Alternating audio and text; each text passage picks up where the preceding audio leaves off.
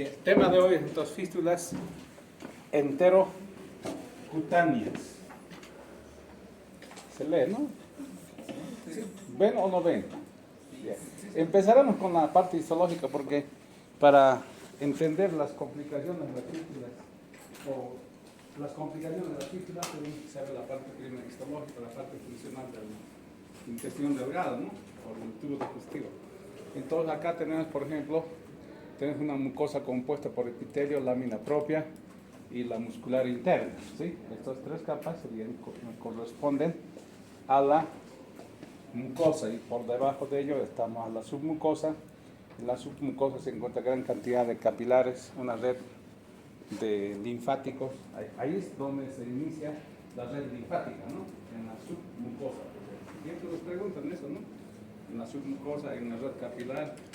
También están los nervios de Meissner, ¿sí? Que están encargados de la secreción del tubo digestivo, ¿sí? Y por fuera de eso, ello está la muscular externa, compuesta por una capa circular interna, una longitudinal externa. Y finalmente tenemos el peritoneo biselaceroso, ¿sí? Acá igualmente nos muestra esas características del tubo digestivo, ¿no? Entonces es importante conocer estas cosas, ¿no? Porque cada 3 a 5 días cambia el epitelio del tubo digestivo. Por esa razón también tenemos grandes cantidades de tumores que se originan a ese nivel, ¿sí? Hoy les preguntaba a mis estudiantes, ¿qué órgano no desarrolla cáncer o una neoplasia en nuestro organismo? El corazón, ¿no ve? El corazón. ¿Sí? ¿Ven acá? Está en la submucosa, hay una red de vasos sanguíneos, está una red linfática, también está el plexo nervioso de Meissner. ¿Sí? Acá igualmente, ¿sí? Vean acá cómo está compuesta la mucosa. Dentro de la mucosa, vean acá, se forman pliegues en la mucosa del tubo digestivo. Entre pliegue y pliegue, entre vellosidad y vellosidad, ¿qué existe? Las glándulas de Lieberkühn, ¿sí? O las criptas de Lieberkühn. ¿Qué contiene estas criptas? Contienen enterocitos que están encargados de absorción, las células calciformes que producen mucina o moco, ¿sí? Las células enteroendocrinas que producen hormonas, ¿sí? Las enteroendocrinas. Las células de Panet, encargado de la inmunidad, produce lisocimas, ¿sí? Y las células M, presentadoras de antígenos, ¿sí? Ellos están sobre los vasos linfáticos. Y las células madre, ¿no? Las que van a dar lugar a todas estas células anteriores que hemos mencionado. Finalmente tenemos la submucosa, ¿sí? La muscular propia, ¿sí? Después de la muscular propia, como dijimos, hay una submucosa donde encontraremos a las glándulas de Brunner en el duodeno, las placas de Peyer en el yeyuno ilion y los plexos de Meissner que dan o regulan la secreción glandular a nivel del tubo digestivo. La muscular externa, como dijimos, tiene una longitudinal externa y una circular interna. Entre estas dos capas se encuentra el plexo de Aberwitz, ¿no? Que da lugar a la motilidad intestinal. Finalmente, la serosa, ¿sí? Entonces, todas estas estructuras que ven histológicas, que vemos en esta diapositiva, se va a alterar cuando el paciente está con una fístula intestinal, ¿sí? Una fístula.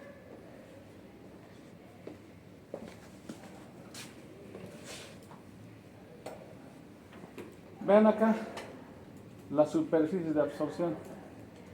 Tiene estas tres características. Está formado por pliegues circulares, ¿sí? Por vellosidades. Estos pliegues circulares, ven, aumentan 3 veces la superficie de absorción, ¿no? Las vellosidades, estas, ¿sí? Aumentan 10 veces la superficie de absorción y las microvellosidades aumentan 20 veces la superficie de absorción. Estas microvellosidades forman el borde del cepillo de los enterocitos, ¿sí? Y finalmente en la profundidad, en la base de estos pliegues se encuentra las glándulas intestinales o las criptas de Líbero. ¿Sí? Que como dijimos, están formados por varias células, tienen varias funciones, ¿sí? Productora de moco, ¿sí? Enzimas digestivas, antimicrobianos, producen hormonas, ¿sí? Se encargan también las células madre de la renovación epitelial del tubo digestivo. Cada 3 a 5 días hay una renovación epitelial. ¿Sí? Entonces, acá, ¿por qué les hablo de la parte de digestión y absorción? El carbohidrato en la dieta es la principal fuente de energía, ¿sí? Es la principal. ¿Algún ejemplo? ¿Cuántas calorías necesitamos por día para podernos movilizar en condiciones fisiológicas? Alrededor de 2000 kilocalorías. ¿Y por kilogramo peso cuánto sería?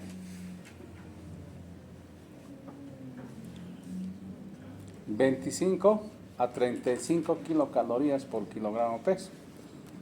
Haremos un promedio, ¿no? 30, a ver, ¿usted cuánto pesa? 63. 60, digamos. 3 por 6, 18. Él necesita por lo menos alrededor de 1800 kilocalorías. ¿Sí? 1800. Una persona que pesa 70 kilos, ¿cuántos necesitaría? Con 30 kilocalorías por kilogramo, 2100 kilocalorías. ¿Vean? Así se calcula, ¿sí? Ahora, de los 2000 kilocalorías, ¿sí?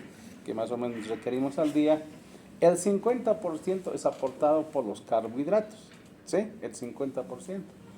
Un 25% por las proteínas y otros 25% por los lípidos. La principal fuente es carbohidratos. Entonces, cuando un paciente tenía fístula intestinal, fístula de intestino delgado, ya sea yeyuno, ilion, duodeno, pierde carbohidratos, pierde proteínas, pierde lípidos. Y como consecuencia, ¿qué desarrolla? Desnutrición. Es una de las grandes complicaciones de las fístulas intestinales, del intestino delgado. Mientras más alta sea la fístula, hay mayor complicación. Entonces, yo les pregunto, por ejemplo, los carbohidratos, ¿a qué nivel se absorben a nivel de intestino delgado? Tenemos duodeno, yeyuno, ilion. ¿Dónde se absorberán los carbohidratos?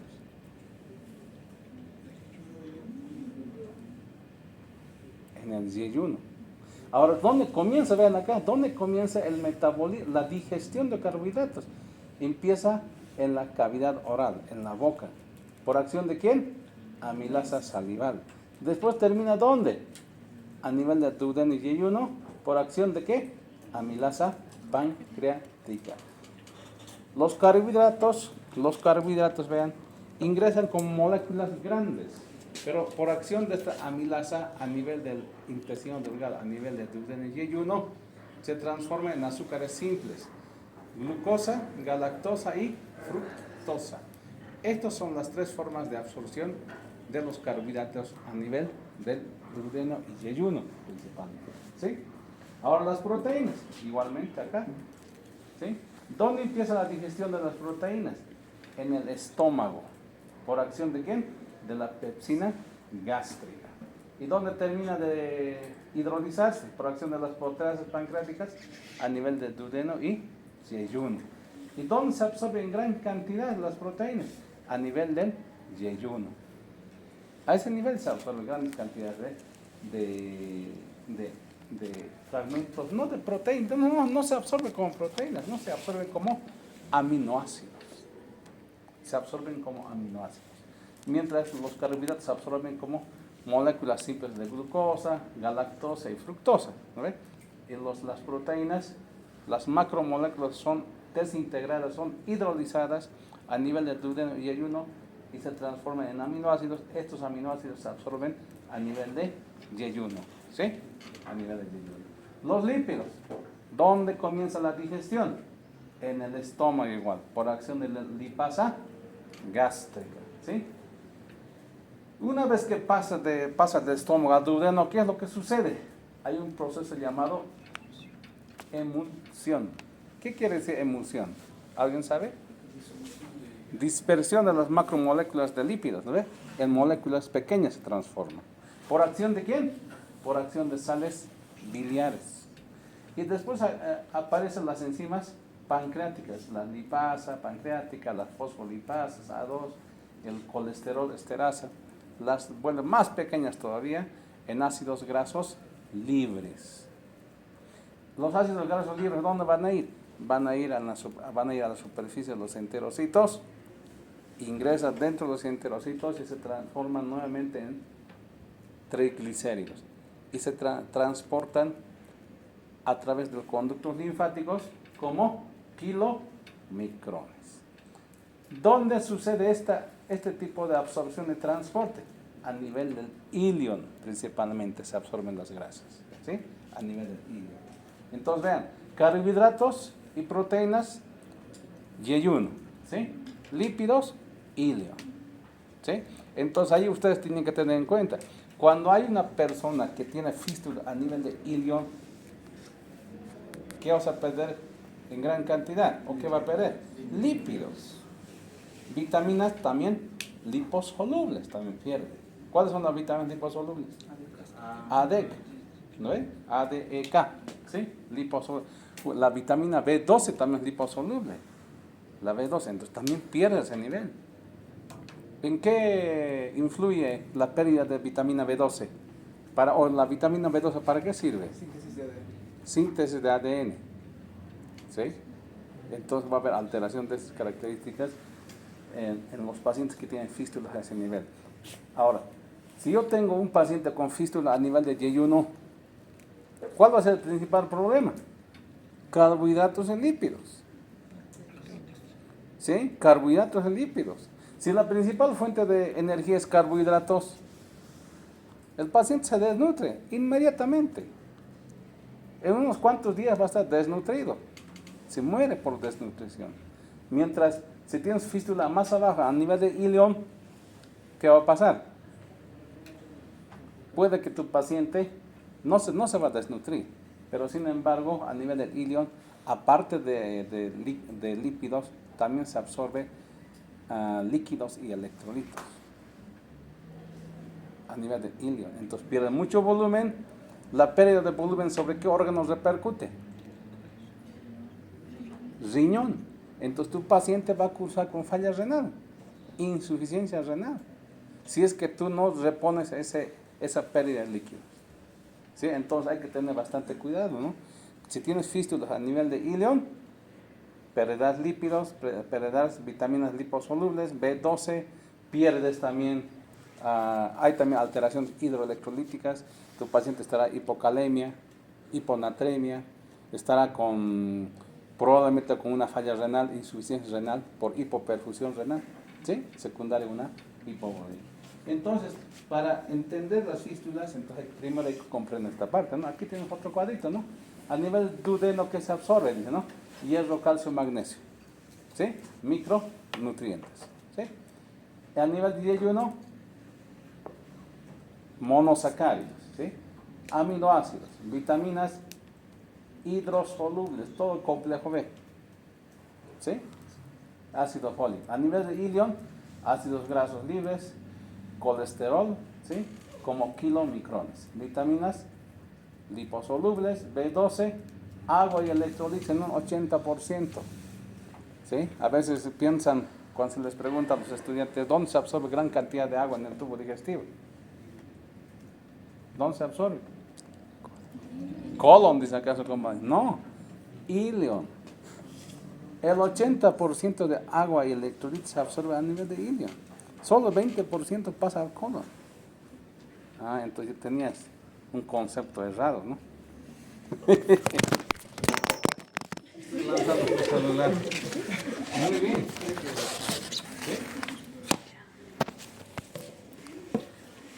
Ahora sí nos iremos. Definiremos qué es una fístula. ¿Qué será una fístula? Una fístula es una comunicación anormal a través de un trayecto entre dos superficies epitelizadas.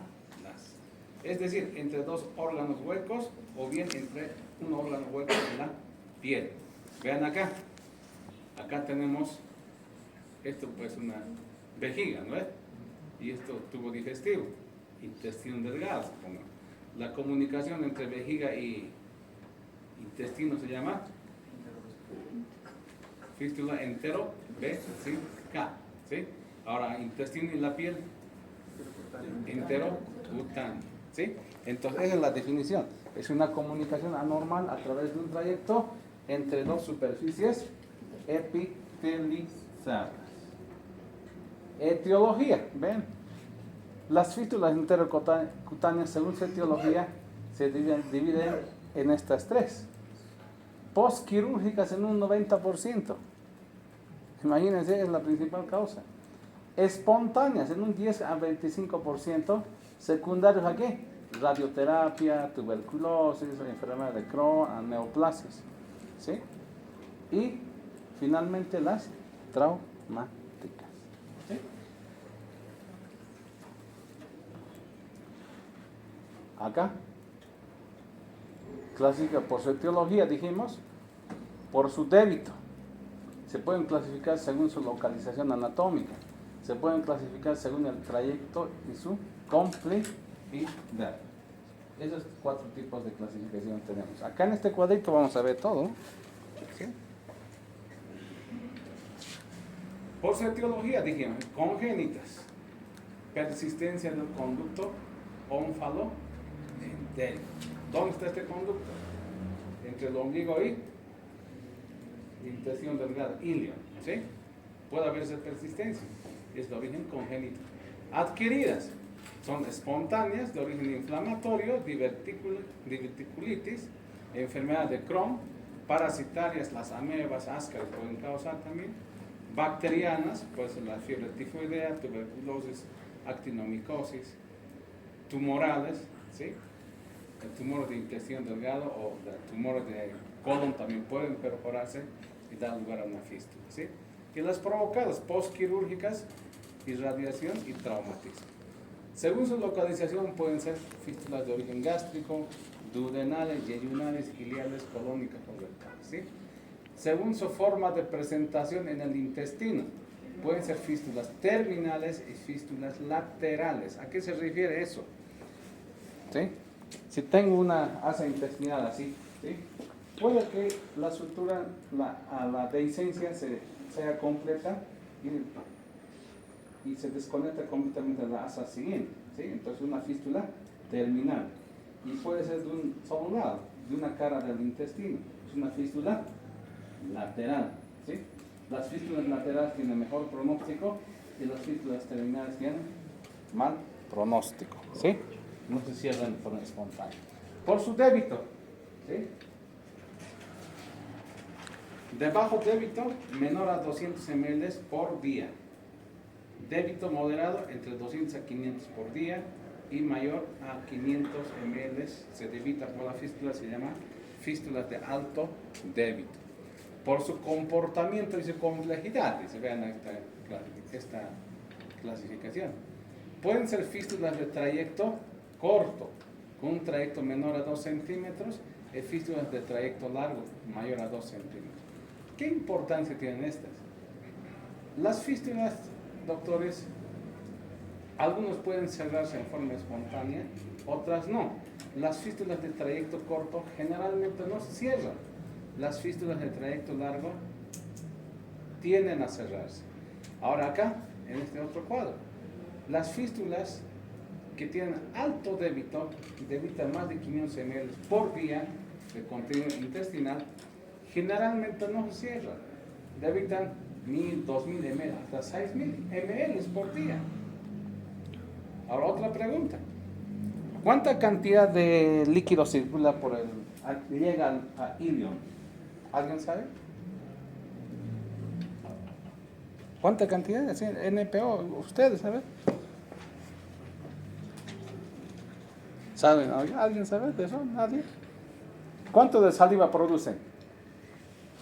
A ver, a estos muchachos, ¿cuánto de saliva? Nada. Ya, 700 ml. Sumen, a ver, 700 ml. Jugo gástrico. entre 700 a 1000. Ya tienes, imagínense, 1000 ml más 700, ¿cuánto es? Son 1700. Jugo biliar, bilis, ¿cuántos ml producimos por día? 1000 también. 1000 ml por día promedio, entre 800 a 1500. Entonces, 1000 promedio, 1000 ml por día de bilis producimos. ¿Cuántos son ya? 2700. 2700. Jugo pancreático, otros 1000. ¿Cuántos tenemos ya? 3700. 3700. Y duodenal y yeyunal secretan, también producen líquido, aportan con líquido a cavidad al tubo digestivo. Vierten todo su contenido. Esas células de las glándulas del duodeno y yeyunal ilio. ¿Con cuánto? Otros 1000. ¿Cuánto sería? 4700. 4700. Como 5000 ml por día llega a ilion. 5 litros. Solo el NPO. No necesita, sin aporta exógeno, ¿no ves? Adentro tienen solo 5 litros por día a nivel de ilion. Esa cantidad llega. 5 litros. Por eso a veces, mira, de los 5 litros, ¿cuánto se absorbe? El 80% se absorbe a nivel de ilion. ¿Cuánto sería el 80% de 5 litros? Hagan regla de 3 rápido, no sean flojos. ¿Cuánto? 4000 ml. 4 litros se absorbe a nivel de ilion. Y 1 litro más o menos pasaría hacia el colon. ¿Y dónde termina de absorberse? Ciego, colon ascendente, hasta el tercio proximal de colon transverso. Ahí termina todo. Y con las heces, como masa se va, es húmedo, ¿cuánto? Como 200 ml. Por eso, ahora un poquito razoné. ¿Sí? Por eso cuando las personas hacen suturas a nivel del recto, a los pacientes le meten sonda nasogástrica. ¿Para qué? ¿Para qué le meten sonda nasogástrica si ahí las suturas están en el recto? ¿Hasta el recto llegará el líquido? No llega ni una gota. Entonces, ¿para qué? Van a ver, ayer han hecho en el hospital clínicas algunas restituciones, ¿ves? Hay unas señoras con su sonda nasogástrica. ¿Para qué está con sonda nasogástrica si la sutura es colorectal? No tiene sentido. Eso es falta de conocimiento de fisiología. ¿Ves? No sabes nada de fisiología. Y a veces a estos pacientes que tienen suturas intestinales a nivel de colorectal, a nivel de recto, les ponen NPO durante 10 días. No vas a tomar nada. Pero el paciente, doctor, tengo sed, ¿no ve? ¿Puedo tomar un poquito de juguito? Dicen. Esos vasitos de plástico, ¿cuántos ml tendrá? 200 máximo. O menos todavía, ¿no ve? Ese es chiquitito. Esto debe ser grande. ¿Cuántos ml? 500 ml debe tener. Imagínense, 100 ml. 100 ml te afectará en algo. Le agregas a 5 litros, 5100 va a ser, ¿no ve? No afecta en nada. Por eso a los pacientes que tienen suturas intestinales no es necesario tenerlos en ayunas durante 10 días y meterlos en una zona nasogástrica. Antes evidentemente hacían todo eso, pero actualmente no se hace eso. ¿Sí? Otra cosa que tienen que ver ustedes, que el estómago, anótense eso, el estómago tiene un hilio de 24 horas. ¿Sí? ¿Qué es hilio? ¿Qué entiende usted por hilio? ¿Parálisis? No. Entonces, ¿qué es? Detención de tránsito. ¿Detención de tránsito? No. Hilio se define, ¿ya?, como alteración de la motilidad intestinal. Así se define, ¿sí? Alteración de la motilidad intestinal. Puede ser en ascenso, es decir, aumenta la motilidad intestinal, o puede ser en descenso, cuando se reduce la motilidad por procesos inflamatorios, por ejemplo. ¿Y cuándo aumentaría la motilidad intestinal? En procesos obstructivos, en procesos mecánicos. Cuando hay obstrucción mecánica de intestino delgado, intestino grueso, ¿qué pasa?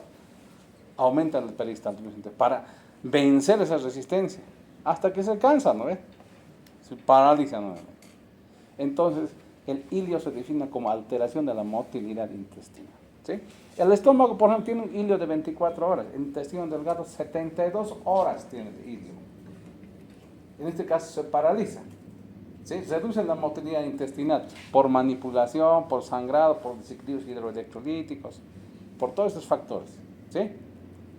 72 horas de ilio. Colon, 4 días de ilio. Ahora aquí viene otra pregunta. Ustedes han debido escuchar las visitas, ¿no? Los residentes, los internos dicen, doctor, paciente posoperado, no tuvo catálisis, ¿no? Eliminación de gases negativa. En el primer día posoperatorio. Obvio, pues no va a tener. ¿O no? Si el colon va a tener ilio de 4 días. Doctor, no tuvo catálisis. Oye, no te preocupes, espera 4 días. Entonces, ustedes tienen que saber estas cosas, ¿no? Para poder entender la parte fisiológica del tubo digestivo. ¿Sí? Ahora, dijimos, las fístulas de alto débito son los que tienen mayor riesgo, no se cierran espontáneamente. Las de bajo débito y moderado débito pueden cerrarse en forma espontánea, estas fístulas, ¿sí? Las de trayecto corto generalmente no se cierran, ¿sí? Trayecto largo tiene tendencia a cerrarse en forma espontánea. Hay fístulas simples con un solo trayecto o múltiples trayectos. Puede haber 1 o 2 orificios a nivel del tubo digestivo, ¿sí? Puede haber también fístulas complejas con trayectos, aquí con múltiples trayectos, múltiples orificios y cavidades intermedias. ¿Qué quiere decir? Tiene un orificio en el intestino, el contenido se vierte a una cavidad intermedia, de esa cavidad intermedia recién sale a la pared, hacia la piel. Sí, estas fístulas son llamadas fístulas complejas. Generalmente no se cierran. ¿Sí? Ahora, fístulas controladas y descontroladas, también hay otra por su complejidad. Las controladas, ¿a qué se refieren? Son fístulas, ¿ya?, donde el orificio del intestino vierte directamente a través de un trayecto hacia la piel del contenido, ¿sí? El contenido intestinal sale del intestino directamente hacia la piel, sin contaminar el resto de la cavidad abdominal. Es una fístula controlada. Ahora, una fístula descontrolada es cuando sale del orificio del intestino, ¿sí?, de una fístula intestinal, y no sale directa a la pared abdominal, sino se dispersa en toda la cavidad abdominal, ¿sí? Provoca sepsis. Es una fístula descontrolada, ¿sí? Descontrolada. Una fístula controlada puedes dejarlo. Nosotros tenemos aquí al frente una señora con 2 fístulas controladas, ¿no ve? Una fístula biliocutánea y una fístula gastrocutánea. Tiene estómago fistulizado en la pared y a través de un drenaje sale contenido gástrico. Tenemos otra fístula de la vía biliar principal a la pared. Ambos son fístulas controladas. No están dispersándose el contenido en la cavidad abdominal. ¿Sí? Acá tenemos, vean, estas fístulas, ¿no? Es una fístula con trayecto largo, ¿sí? Trayecto único, ¿sí? Tenemos aquí otra fístula, vean, una fístula, pero con cavidad intermedia. De la cavidad intermedia recién sale hacia la pared, ¿sí? Otra fístula, vean, con trayecto corto y con 2 trayectos, es labiado, dice, ¿no? Vean, ¿sí? Y tenemos otra fístula, una asa intestinal está directamente expuesto a la atmósfera. Aquí le falta pared. ¿Cómo se llama este tipo de fístula? Enteroatmosférica, así se llama. Enteroatmosférica, ¿sí? Una víscera está en contacto, no está en directa relación con la atmósfera, porque le falta un pedazo de pared abdominal. Entonces, este paciente seguramente se fistulizó hizo dehiscencia de estructura, está eviscerado. ¿Sí? Está eviscerado. Entonces, la pared se retrae así y la víscera está ahí. Es una fístula entero atmosférica. Son fístulas de alta complejidad y muchas veces se retrae bastante la pared abdominal, el paciente pierde líquidos, electrolitos, se desnutre, se muere. ¿Sí? Acá las clasificaciones, vean, hay varias clasificaciones de fístulas. Estudios de imagen que debemos solicitar, ¿sí? Para las fístulas. El primer estudio de imagen, gold estándar, es la tomografía abdominal contrastada, ¿sí? ¿Para qué nos sirve esta tomografía? Nos localiza el orificio, ¿sí? En el intestino, el trayecto. Ahora, si existen cavidades intermedias, si hay colecciones en la cavidad abdominal, si hay obstrucciones distales a la fístula, ¿sí? Con la tomografía se puede definir una tomografía abdominal contrastada. Segundo estudio que se debe solicitar es una fistulografía con contraste hidrosoluble. ¿Para qué? Evaluamos el trayecto, ¿sí? Cavidades intermedias si existiese y su relación con el intestino. Otro estudio, el tránsito intestinal con solución hidrosoluble igualmente para fístulas de intestino delgado. Colon por enema si se sospecha de origen colónico. Y hay otros estudios que podemos solicitar, una ecografía abdominal, resonancia magnética, ¿sí? Endoscopía digestiva alta, colonoscopía, pero en ciertas situaciones. Pero estos son los 3 exámenes de imagen básicos que debemos realizar en un paciente con fístula. Primero una tomografía, luego una fistulografía y un tránsito intestinal. ¿Sí? Acá tenemos un TAC abdominal contrastada donde se muestra una fístula enterocutánea. ¿Tendrá cavidad intermedia o es trayecto simple? Trayecto simple, ¿no? Vean acá el contenido, ¿sí? Está con medios de contraste y aquí vemos quizás en la pared, ¿sí? Y a veces cuando hay colecciones, como es contrastado, se dispersa por toda la cavidad abdominal. Nos puede mostrar también cavidades intermedias. Tal vez esta fístula tiene otro trayecto más, ¿no ve? Entonces para eso sirve la tomografía. La tomografía es estudio gold estándar para este tipo de para manejo de las fístulas, para investigar el trayecto, la morfología del trayecto fistuloso, ¿sí? Acá tenemos una fístula, vean. ¿Esto qué es? La vejiga. Y esta es una sonda vesical, ¿sí? Una sonda vesical. A través de la sonda vesical administraron medios de contraste iodado. En nuestro medio tenemos a la urografina 76%. ¿Qué es lo que pasa? Vean, ¿sí? El contraste pasa hacia el intestino delgado. Es una fístula que entre vejiga y ilion. Es una enterovesical. Generalmente este tipo de fístulas existen cuando hay neoplasias de vejiga, por ejemplo. Neoplasias de intestino delgado. Se adhiere bastante y pueden fistulizar, ¿sí? Pacientes sometidos a radiación, a radioterapia, ¿sí? Tienen fístulas internas. Entonces, las fístulas no siempre pueden ser enterocutáneas del intestino hacia afuera, ¿sí? También puede haber fístulas internas entre vejiga y intestino delgado, enterocutáneo. Nosotros allá al frente tenemos, por ejemplo, pacientes que tienen fístulas de vejiga o de recto a vejiga, recto vesicales. ¿En qué casos? Seas de vejiga, seas de recto. Desarrollan fístulas interrecto vesicales. Entre recto y vagina, recto vaginales. ¿No? ¿Nunca vieron? ¿Han rotado por oncología clínica? ¿Han visto alguna vez? Pacientes que tienen fístulas recto vaginales. ¿Sí? Entonces hay que tener muy en cuenta. Entonces cuando hablen de fístulas, no siempre es la fístula de adentro para afuera, también puede haber fístulas internas, pero las fístulas internas son secundarias a neoplasias generalmente, ¿sí? Acá, ¿qué ven? Muestra una fístula, duodeno con colon, duodeno colocutánea, ¿sí? Una fístula. Acá, fístula colecisto duodenal. Vesícula biliar, ¿con qué?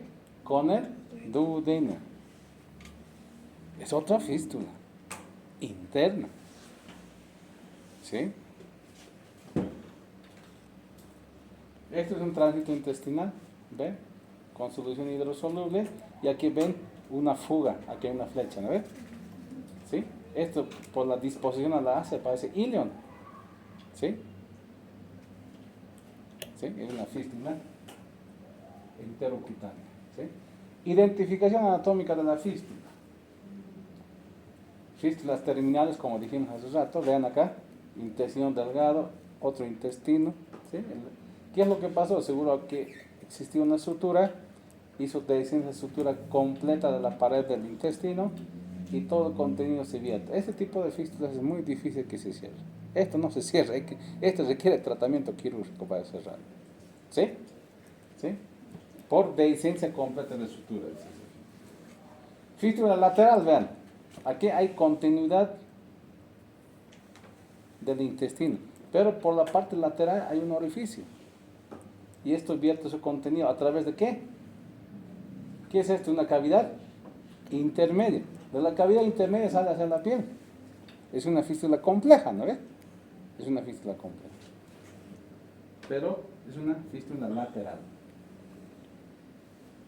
Acá, igual, otra fístula lateral. Hay continuidad y aquí hay un trayecto hacia la piel.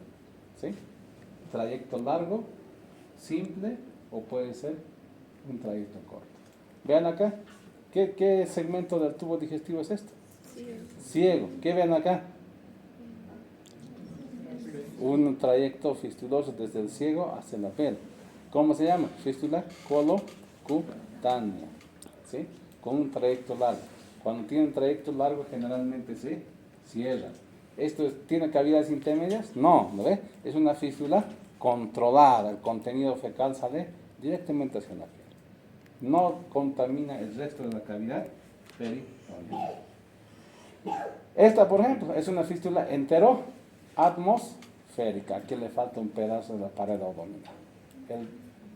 ¿Sí? Se entiende ya, ¿no? Ahora ya están dominando. ¿Sí? Enterocutáneas, fístulas enteroatmosféricas. Aquí tenemos el orificio cutáneo. Vean, ¿cuántos orificios tiene acá? 3 en esta pared. Pero esto es una enteroatmosférica. Mira, aquí le falta un pedazo de la pared abdominal. Está abierto ese paciente, ¿no?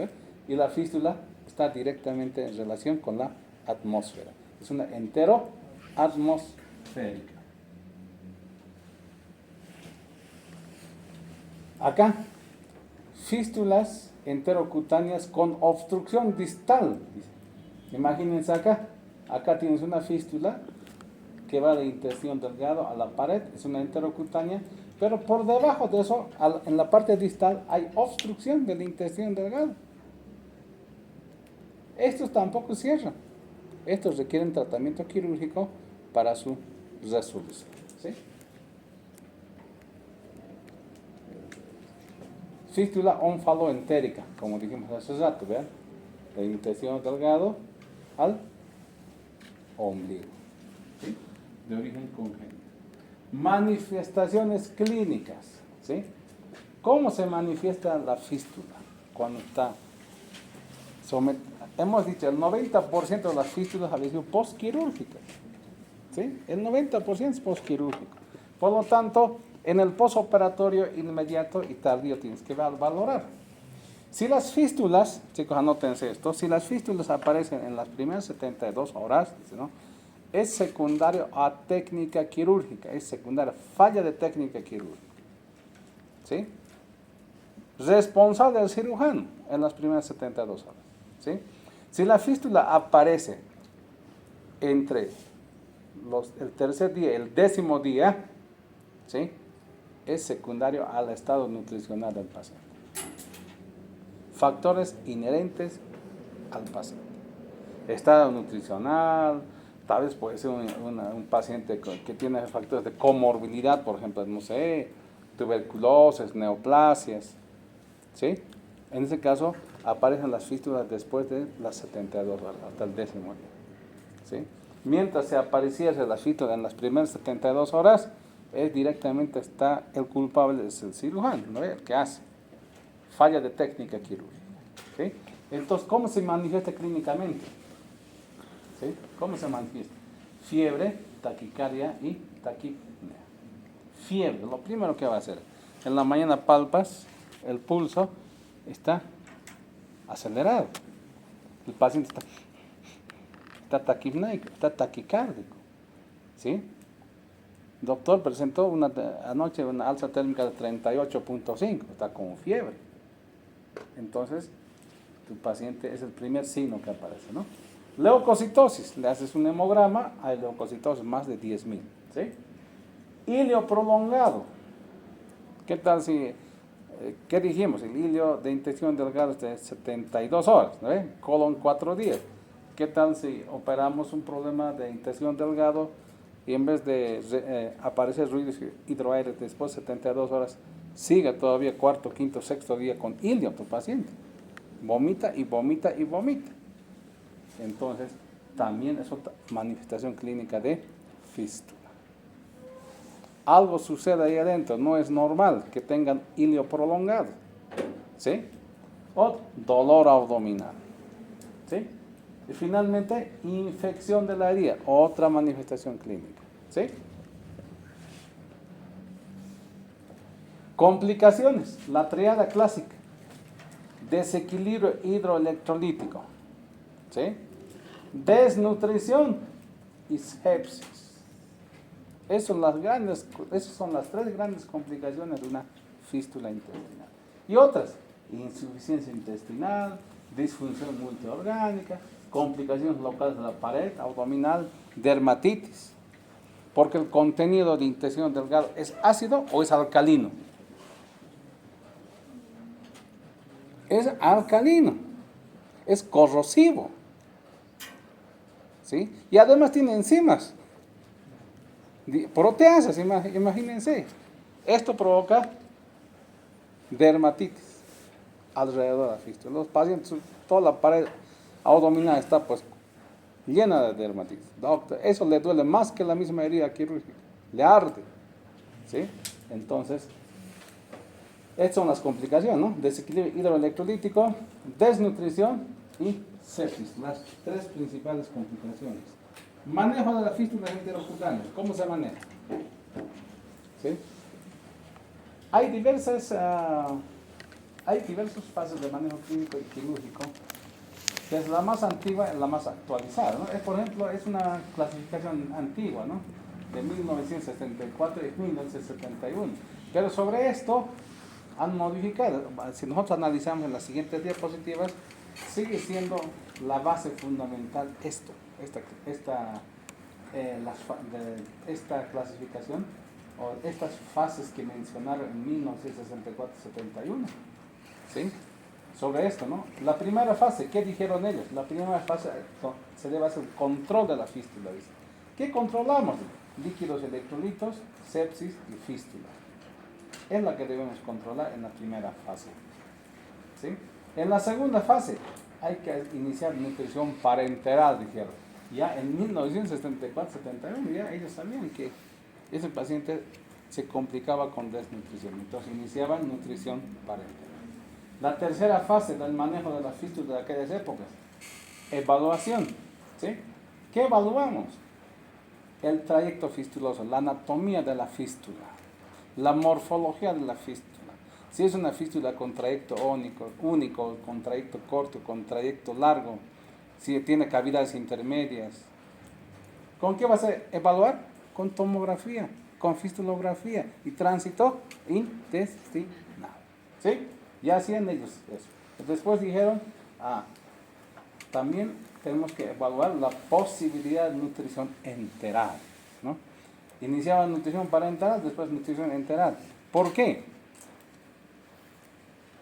Porque al paciente tú no lo puedes tener pues 15, 20, 30, un mes o 2 meses con nutrición parenteral. Primero es costo alto. Cada frasquito de esta bolsa que ven, ¿sí? Cada frasco cuesta como 1.200 bolivianos por día. Un frasco de estos de nutrición parenteral te genera 2.000 kilocalorías. Ahí está bien claro, 2.000 kilocalorías. Un frasco, 1.200 por día. En un mes, ¿cuánto invertiste en tu nutrición parenteral? Mejor ¿no? Ir a otro lado, ¿no ve? Imagínense, por 30 días.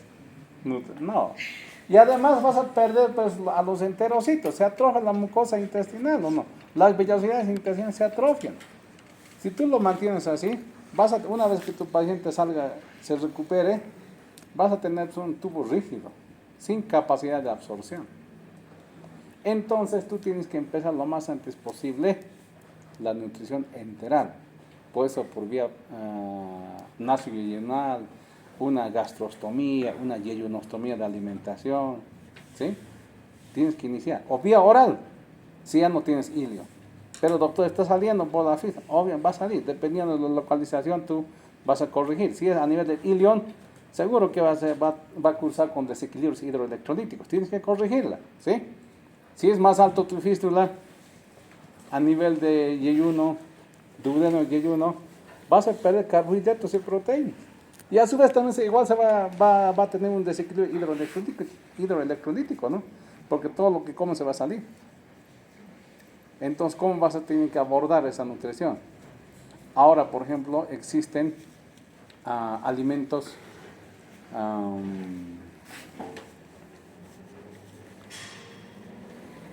poliméricos, oligoméricos y semielementales. ¿A qué se refiere alimentos poliméricos? ¿Alguien sabe? O oligoméricos. Son cadenas grandes. Digamos, se hace un licuado de manzana. Digamos. ¿Qué van a hacer? Son carbohidratos de cadena grande. Pero esos carbohidratos ¿ya? Tienen que ser hidrolizados a nivel del duodeno e ilio, pero a nivel del duodeno y yeyuno, ¿sí? Para transformarse en monosacáridos, ser absorbidos.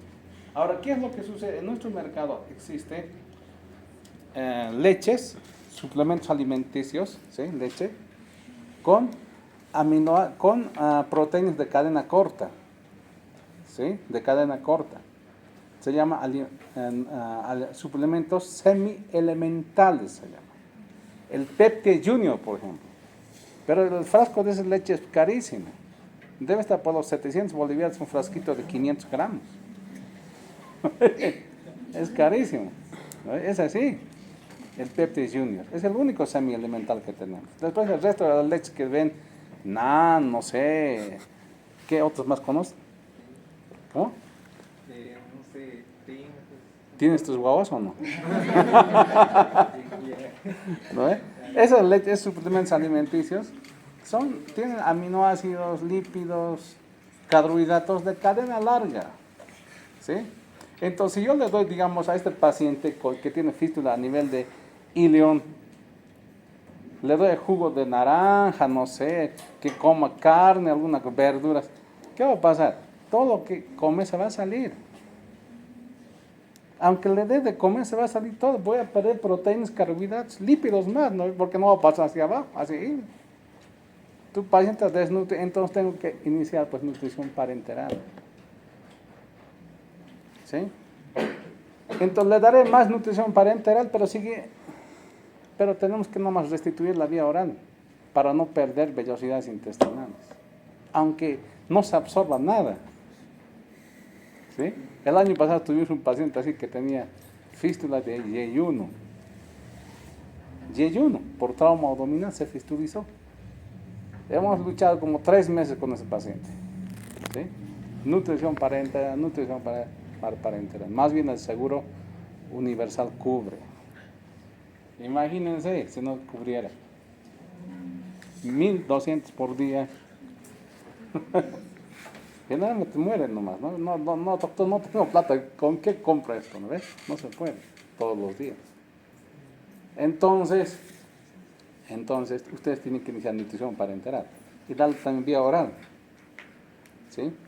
Y a veces por la misma fístula que tiene, se cateteriza, y por la misma fístula pueden introducir un catéter y pueden dar todos los alimentos licuados hacia la parte distal. Si es yeyuno, conecta el yeyuno un catéter así y ingresa el alimento por ese catéter a la parte distal del intestino delgado que está sano. Así se llama fistuloclisis, nutrición a través de una yeyunostomía. O puedes hacer también en forma quirúrgica, ¿no? ¿Sí? Colocar un catéter en el yeyuno y a través de eso administrar alimentos licuados, ¿sí? Para reducir gasto al paciente. Y finalmente vean aquellas fístulas rebeldes que no se cerraban en forma espontánea, cirugía, ¿sí? Cirugía para cierre definitivo de la fístula o cirugía para control de la sepsis. Esto es el cuadro original. Ahora, este es el manejo actual de las fístulas enterocutáneas, el SNAP, ¿no? Apréndanse esto, SNAP, ¿sí? ¿A qué se refiere? Control de la sepsis, es lo mismo que la anterior, ¿no? Control de la sepsis, estabilización del paciente, ¿sí? ¿Cómo dice, no? Control de la sepsis y cuidados cutáneos. Acá también ingresa hay control del balance hidroelectrolítico, ¿sí? Ahí está. Después va a la siguiente fase, que es la nutrición, lo mismo, ¿sí? La tercera fase del manejo de la fístula intercutánea es evaluar la anatomía de la fístula, la morfología. ¿Y cómo vamos a evaluar la morfología? ¿Con qué estudios dijimos? Tomografía, fistulografía, tránsito intestinal. Es lo mismo que la anterior, ¿no? Con otro nombrecito, ¿no? SNAP, ¿sí? Plan, finalmente. Plan definitivo, plan quirúrgico. Entonces, esto ha sido inventado en 2004 en el Reino Unido, ¿no? ¿Sí? Entonces, el famoso SNAP, del manejo actual de las fístulas enterocutáneas. Pero si nosotros analizamos esto, sigue siendo la anterior clasificación. Esto, ¿no ve? Del 1964 y de 1961. De Chapman y Sheldon. Ellos ya manejaban así, pero actualmente no se fue otro nombrecito, ¿no?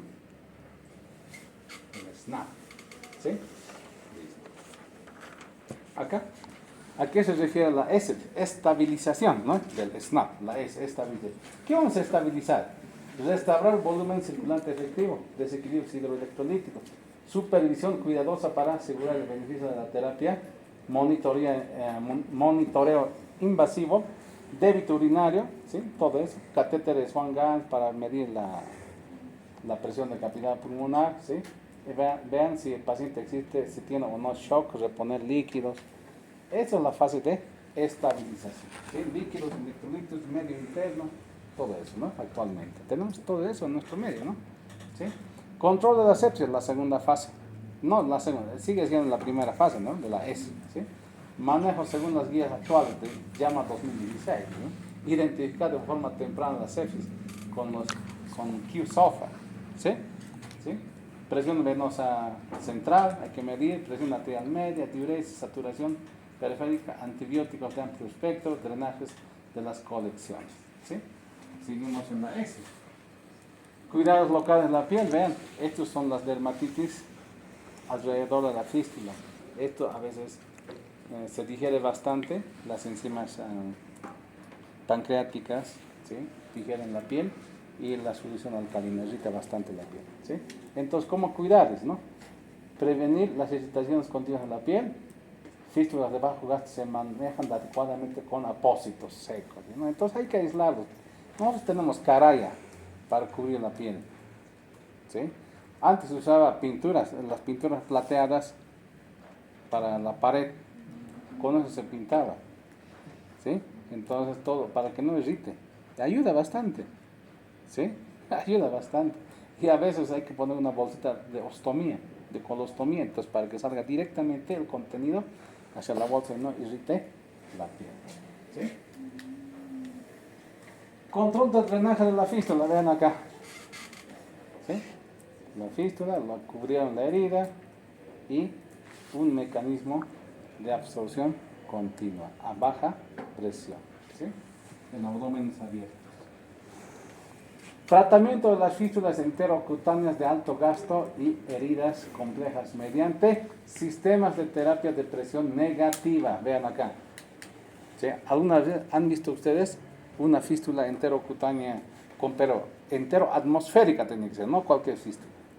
¿Sí? Una enteroatmosférica, ¿sí? Donde hay ausencia de piel de la pared abdominal. ¿Qué es lo que sucede? Vean, se conecta a un aspirador común y corriente. El aspirador común y corriente está conectado a un frasco, a un reservorio de contenido, ¿no? Y de ahí sale una manguera hacia la fístula. Esa manguerita aspira hacia el frasco conectado. Esto es sistema de terapia a presión negativa. ¿Sí? Va. ¿Qué quiere decir? Sistema de vacío y compactación. Vean acá. ¿Qué es lo que sucede en estas imágenes? ¿Sí? Vean, acá tenemos una fístula. La pared tiene unas esponjas donde se incrusta un catéter y a través de ese catéter está conectado pues, al aspirador, la aspira constantemente. Y así el contenido intestinal no se dispersa en toda la pared abdominal. ¿Y esto qué provoca? Regeneración de la fístula enteroatmosférica, reepitelización, ¿sí? Se cierra, promueve al cierre de la fístula. Este sistema de vacío y compactación, el SIVACO, ¿sí? Es la más útil para fístulas de alto débito en nuestro medio, ¿sí? No necesitas muchos materiales, una aspiradora, ¿no? Y una manguera más, te pones unas esponjas en la herida, ¿sí?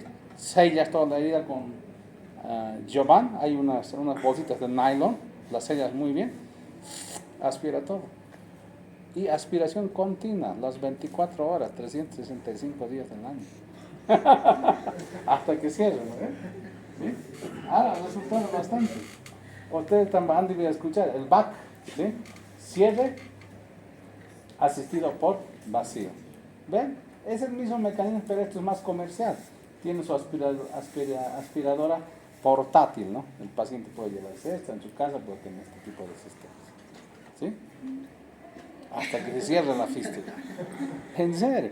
Nosotros el año pasado hemos tenido pacientes con este tipo de pacientes, nosotros tuvimos con fístulas enteroatmosféricas, pacientes que han sido operados por TB peritoneal complicado, fístulas intestinales por TB peritoneal, o TB intestinal, perdón. Entonces, evisceran, se abre toda la pared y la fístula está al medio, todas las haces expuestas.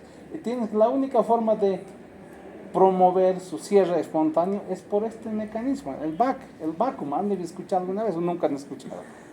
Es la primera vez, ¿no? Alguna vac, ¿no? Cierre asistido por el vacío. ¿Sí?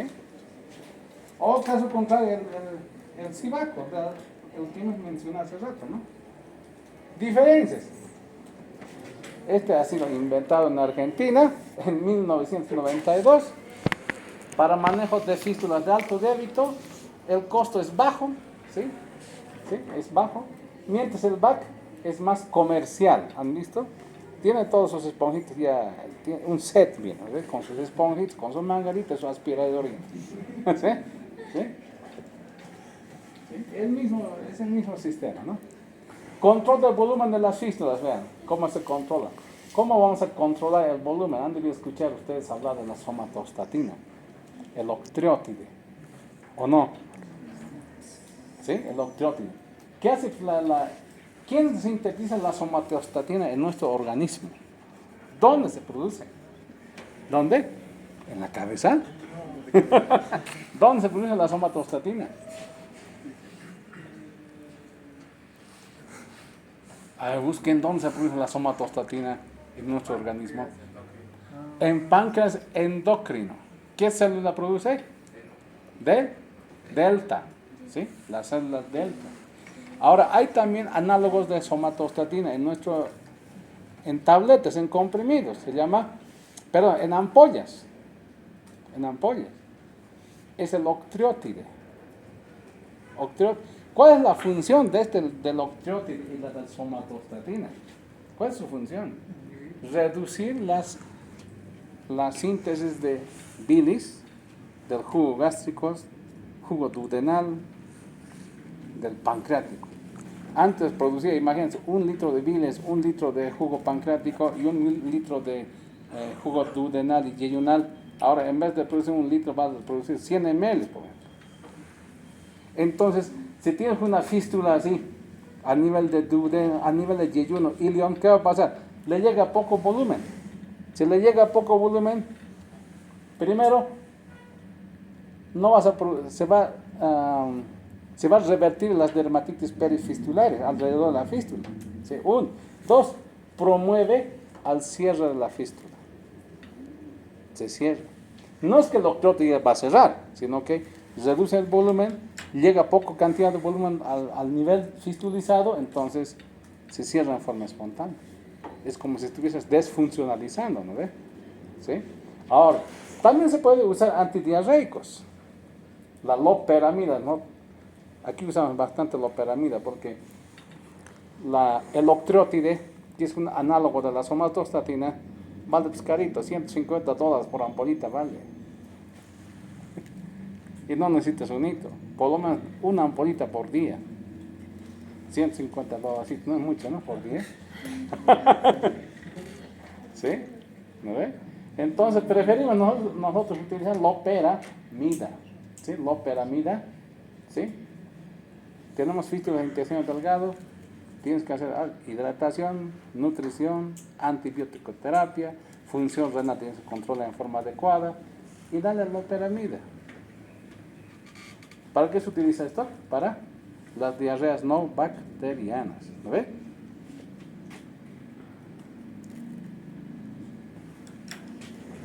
Ya dijimos, nutrición, en esta imagen dice todo, ¿no?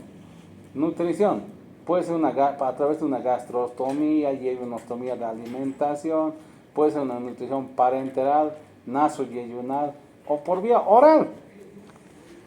Pero sí o sí tienes que hacer la nutrición de tu paciente. Iniciar una nutrición parenteral hasta que se estabilice tu paciente. Una vez que esté estabilizado, iniciar la vía oral, lo más antes posible. Antes que se te atrofien las velocidades intestinales. ¿Sí? Acá.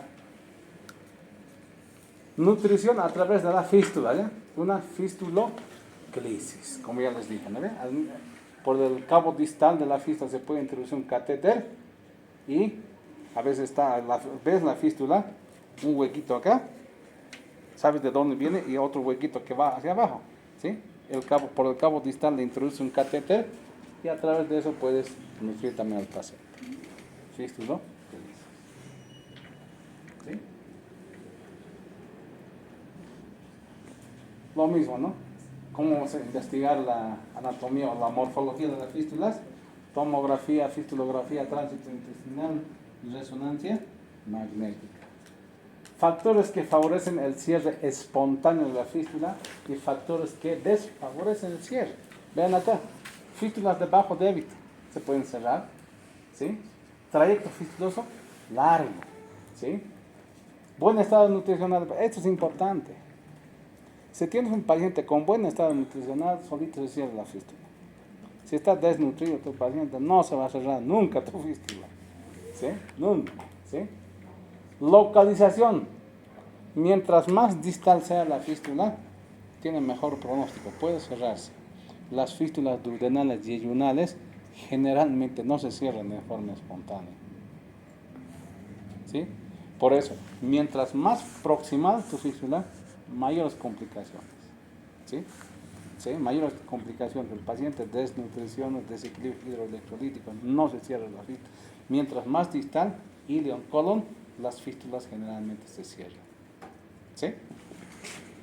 Ahora acá ven, cierres, los factores que evitan el cierre: alto débito, trayecto corto, desnutrición del paciente, sepsis, ¿sí? Localización proximal, yeyuno, duodenal, obstrucciones distales, defectos grandes de pared abdominal, defectos grandes. Imagínense una fístula que toda la sutura hizo dehiscencia, se abrió todo, está así. Eso no va a cerrar nunca. Eso requiere tratamiento quirúrgico. ¿Sí? Procedimiento definitivo. Ya estamos en las últimas. ¿Sí? El tratamiento quirúrgico. Está indicado en la siguiente situación, ¿no? Fístulas controladas, fístulas descontroladas. Como dijimos hace rato, se puede hacer tratamiento quirúrgico para control de la sepsis. Si tienes una fístula descontrolada, no vas a tenerlo, o sea, el paciente se va a morir por shock séptico. Entonces tienes que entrar lo más antes posible al quirófano. ¿A qué? No a suturar la fístula. Hazle una ostomía. Si es ilion, hazle ileostomía. Si está un hueco en el ilion, el orificio, seccionar a nivel de ese orificio. Cerrar la parte distal y el cabo proximal lo saca hacia afuera. Una ileostomía terminal. ¿Sí? Si es yeyuno, hazle una yeyunostomía. Ahora, pero el problema de yeyuno es que vas a tener desnutrición del paciente, ¿no? Bárbaro. ¿Sí? Ahora, si son fístulas controladas, el cierre generalmente puede cerrarse de forma espontánea. ¿Sí? Ahora, tenemos muchas veces una fístula de varios ya meses de evolución. Sale constantemente. Esa fístula tienes que cerrarla en forma quirúrgica. Y para eso tu paciente tiene que tener buen estado nutricional, buena función renal, un adecuado balance hidroelectrolítico, baja probabilidad de cierre espontáneo. Cuando dicen, no, esto no va a cerrar, hemos hecho el tránsito intestinal y hemos encontrado que hay obstrucción en la parte distal por bridas y adherencias. ¿Sí? Obstrucción distal a veces encuentra. En ese caso tienes que cerrar en forma espontánea. ¿Sí? Tiempos del tratamiento quirúrgico, vean, ¿cuántos tiempos? Un tiempo es el abordaje, ¿sí? Un tiempo el tratamiento del intestino y el tercer tiempo el cierre de la pared. Entonces, estas tres cosas tienes que tomar en cuenta cuando quieras cerrar las fístulas enterocutáneas. Abordaje, vean acá. Si tienes una fístula así, como este paciente, ¿sí? Yo no puedo incidir directamente sobre la misma cicatriz. Tengo que abordar un poquito, 1 centímetro por arriba, o puede abordar por la parte lateral así, bordeando la fístula. ¿Para qué? Porque muchas veces está pegado el resto de las asas intestinales a la pared y vas a perforar intestino delgado o colon. Entonces nunca se debe abordar por la misma cicatriz. Aborden un poquito más arriba, un poco más abajo, o puede ser bordeando la cicatriz o alrededor de la fístula. ¿Sí? Tratamiento del intestino. Una vez que estén ya liberen como esto, entran en cavidad abdominal, han encontrado la fístula intestinal, ¿qué hacen? Resección del segmento. Nunca suturar ahí mismo, ¿no? Porque se vuelve a abrir. ¿Sí? Mucha gente entra, reaviva los bordes, lo sutura. Seguro que se va a abrir. Tienes que resecar y anastomosar bien. ¿Sí? Entonces, resección del segmento fistulizado. Y puedes hacer anastomosis término-terminal, como esto. ¿Sí? Término-terminal. Una anastomosis lateral y término-lateral. Puede ser un bypass. ¿Qué tal si ingresas a cavidad abdominal? Lo primero que te vas a encontrar son adherencias bárbaras. No sabes cuál es cuál ahí adentro, está todo sellado. No sabes a cuál lado va el intestino. Tal vez vas a hacer puedes hacer una anastomosis en asa ciega, ¿no ve?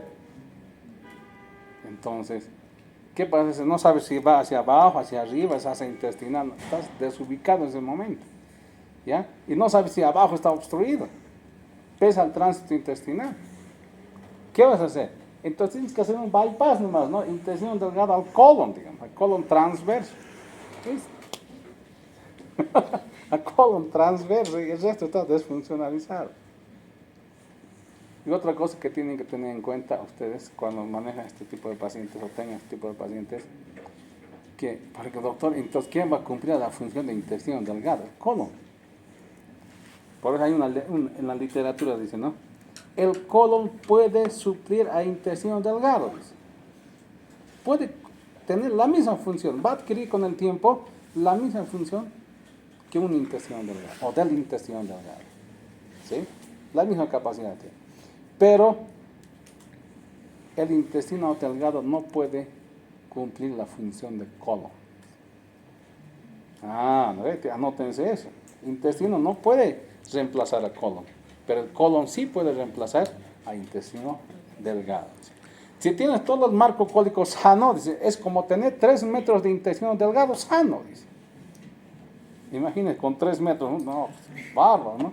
Tienes una gran superficie de absorción. Con el tiempo ese colon ya no va a cumplir la función de intestino delgado, balance hidroelectrolítico, absorberá vitaminas, todo. Reemplaza la función. ¿Sí? Muchas gracias.